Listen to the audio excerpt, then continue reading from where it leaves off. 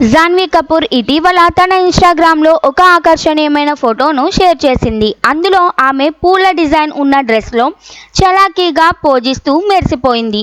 My face when he says సన్ మేరే యార్వే అనే క్యాప్షన్తో పాటు చెవి, హార్ట్, ఐస్, తల్లి, శిశువు ఎమోజీలను జత చేస్తూ తన భావాన్ని హాస్యాత్మకంగా వ్యక్తం చేసింది.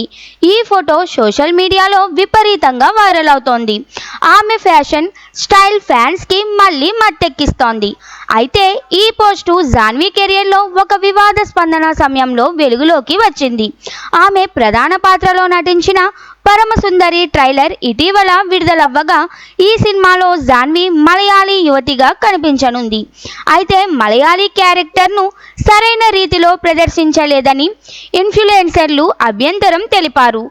పవిత్ర మేనన్ వంటి ప్రముఖులు ఈ విషయంపై తమ అసంతృప్తిని వ్యక్తం చేయగా వారి వీడియోలు కాపీరైట్ కారణాలతో ఇన్స్టాగ్రామ్ నుంచి తొలగించబడ్డాయని సమాచారం.